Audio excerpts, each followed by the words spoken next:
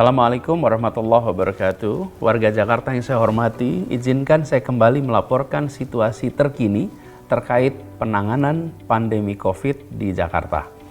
Update ini saya sampaikan agar kita semua bisa memiliki pemahaman yang sama, sehingga harapannya bisa mengantisipasi langkah-langkah ke depan agar sama dalam berbuat, sama dalam bekerja, dan insya Allah sama dalam berperilaku. Saya akan mulai dengan kasus aktif. Alhamdulillah, kasus aktif di Jakarta per tanggal 12 Agustus ini telah turun di bawah angka 10.000 kasus.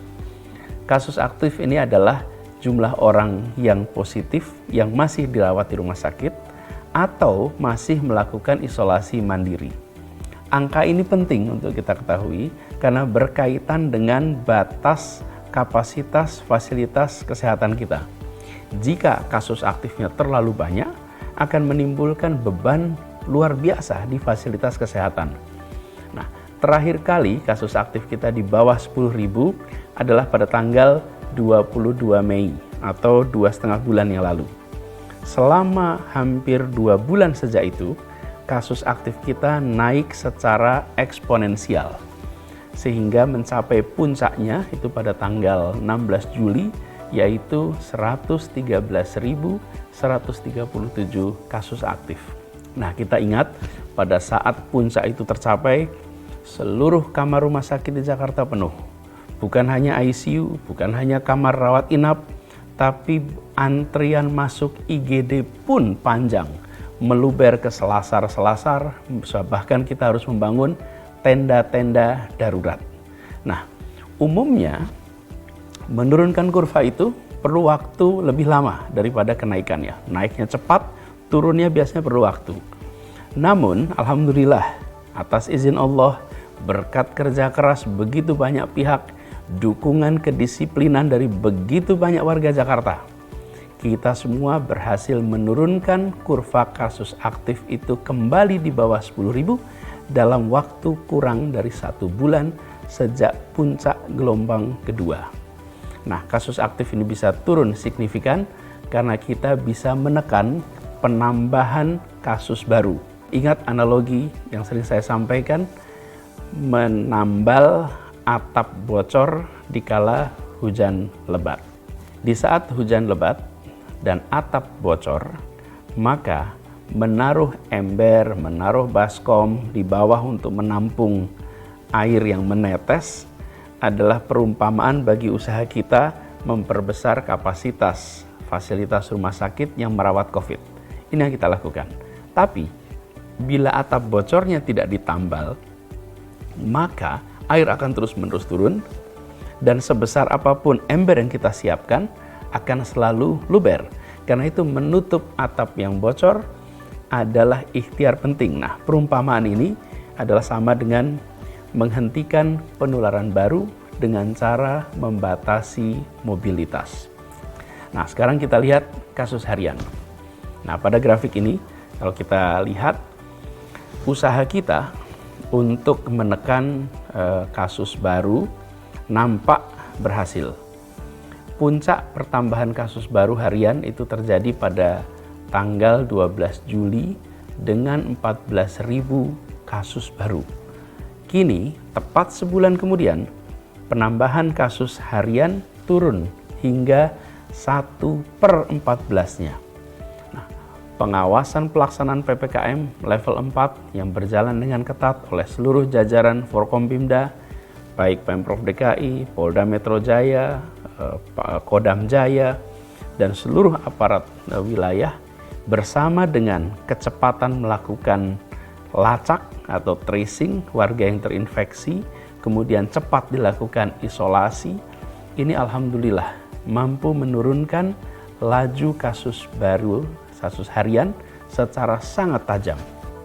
Dan penularan kasus baru ini mempengaruhi nilai laju penularan. Apa itu laju penularan? Laju penularan ini di Jakarta sejak awal pandemi kita selalu bekerja mendasarkan pada data dan mendengarkan pendapat para pakar epidemiolog yang memahami persoalan ini secara mendalam, sebagai ikhtiar kita untuk mengendalikan pandemi dengan benar.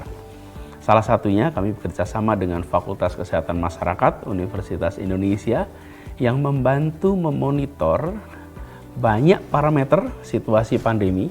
Salah satunya adalah Effective Reproduction Number.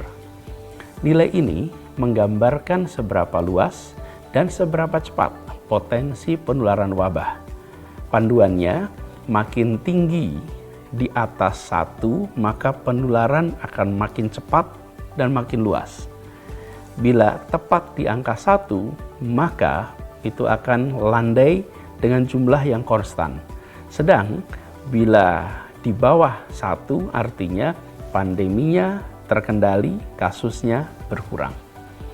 Perhitungan terakhir dari tim FKM UI menunjukkan bahwa nilai RT Jakarta tepat di 1,0. Artinya pandemi melandai, tapi belum benar-benar berkurang. Karena itu kita harus berikhtiar ekstra. Masih ada risiko putar balik atau naik lagi. Ini kalau kita lihat gambarnya di masa lalu pernah naik, pernah turun. Nah, saat ini kita sudah di angka 1,00.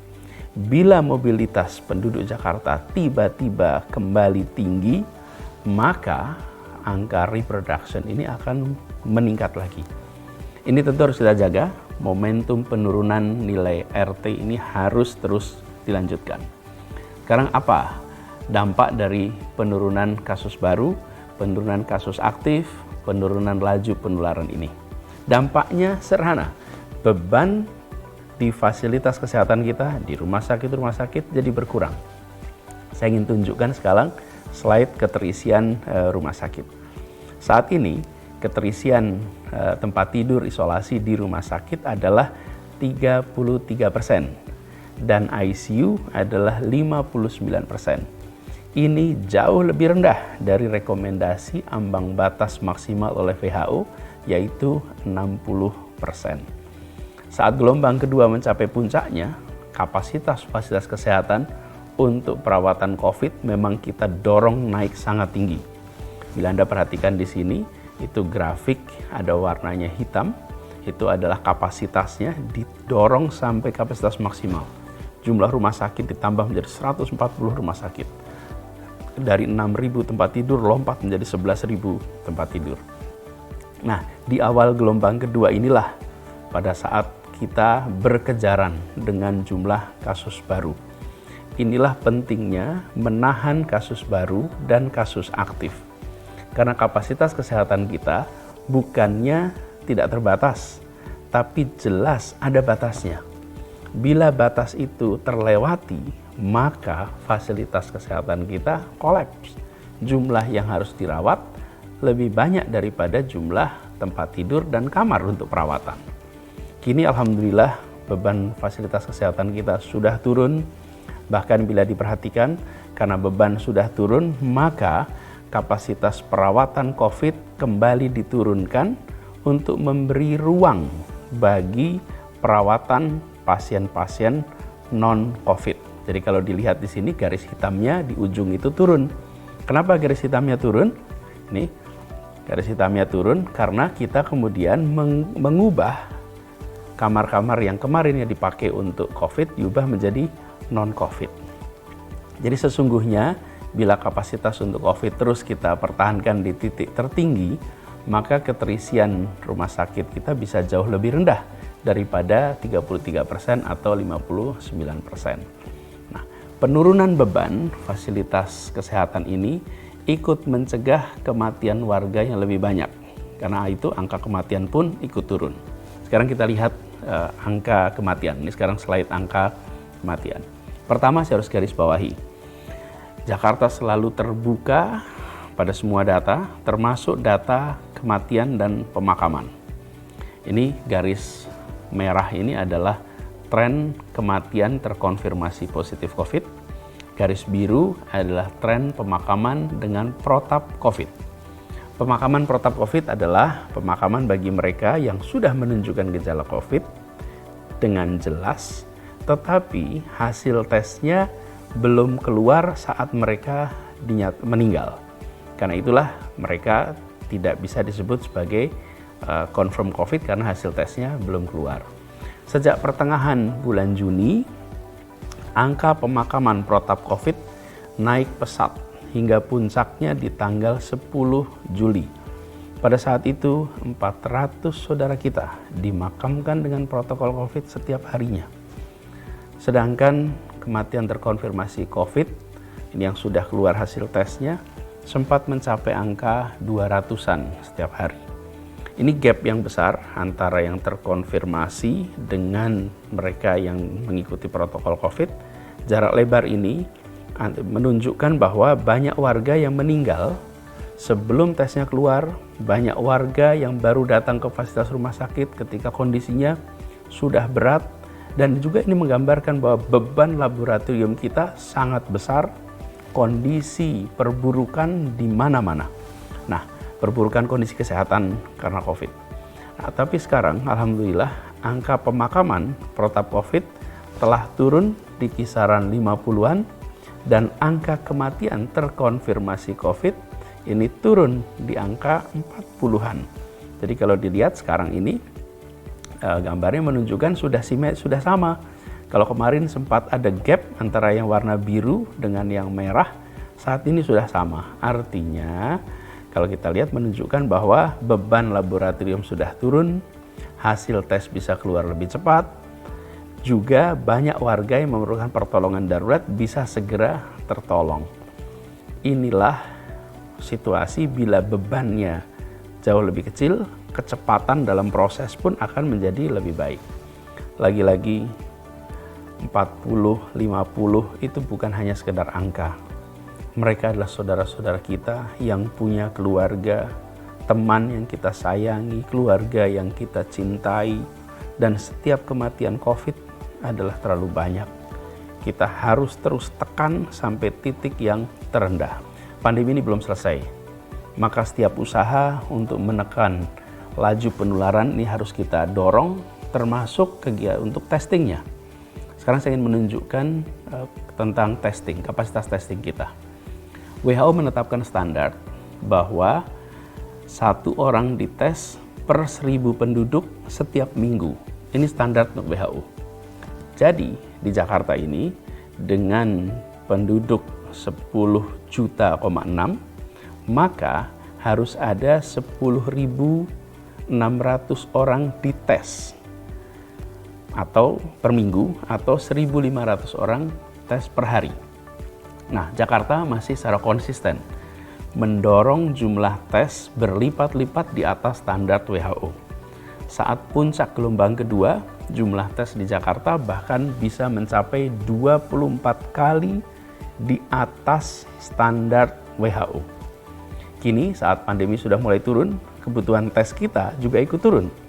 Jumlah tes di Jakarta masih di kisaran belasan kali lipat di atas standar WHO. Kita terus jaga untuk tetap tinggi, karena kita tahu bahwa dengan melakukan testing yang tinggi, maka kita bisa menjaring lebih cepat, lebih banyak.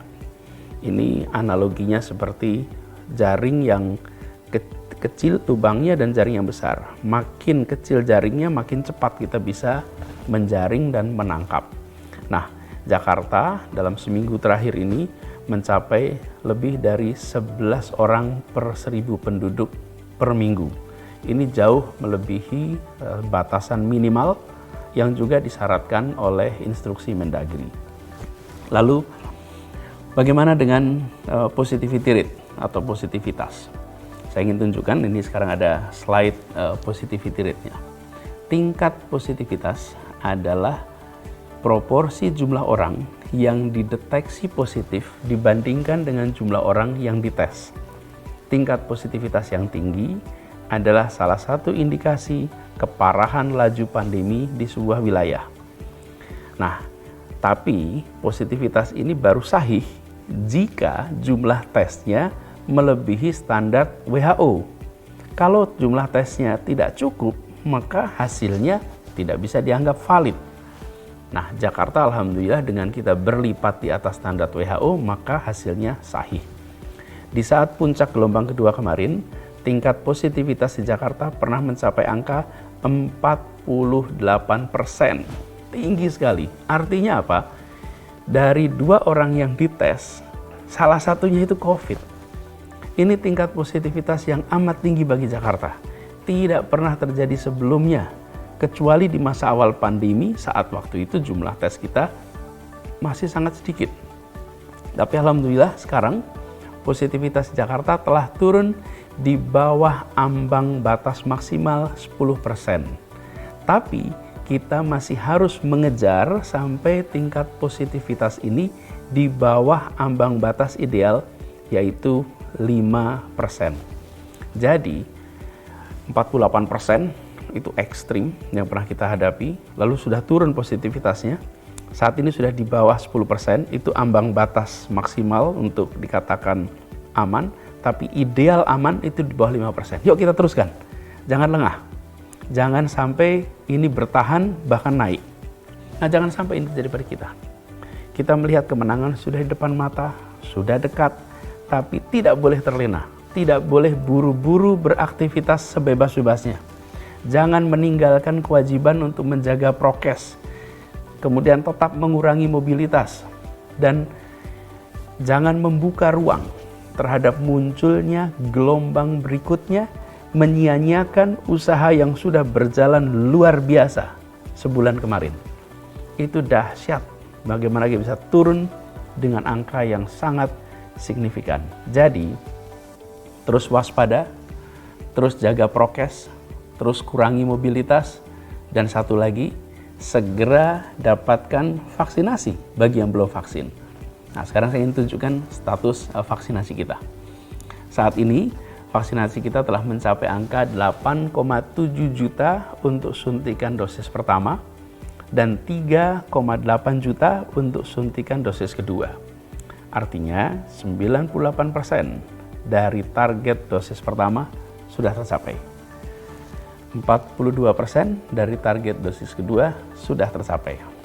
Ini ingin sampaikan terima kasih kepada Kementerian Kesehatan yang telah memberikan dukungan stok vaksinnya kepada Jakarta, juga kepada Polda Metro Jaya, kepada Kodam Jaya, Kejaksaan, yang bekerja bersama dengan Pemprov DKI untuk mendorong vaksinasi sehingga begitu banyak yang terlibat. Termasuk juga terima kasih kepada pihak swasta, kepada berbagai organisasi kemasyarakatan, berbagai yayasan yang ikut kolaborasi untuk menyelenggarakan vaksinasi di Jakarta. Tapi ada catatan, walaupun capaian dosis pertama ini sudah 98%, namun dari 8,7 juta ini bukan semuanya warga ber-KTP DKI Jakarta. Ada 3,7 juta yang KTP-nya bukan KTP Jakarta. Namun begitu, sebagian besar adalah petugas publik yang memang bekerja di Jakarta. Jumlahnya 1,9 juta. Sisanya adalah warga yang ber-KTP non-Jakarta, tapi bekerja, berdomisili, belajar di Jakarta. Dan memang ada juga yang khusus datang ke Jakarta hanya untuk vaksin. Tapi kami tidak pernah membatasi. Jadi ada warga dari berbagai tempat yang datang ke sini untuk vaksinasi.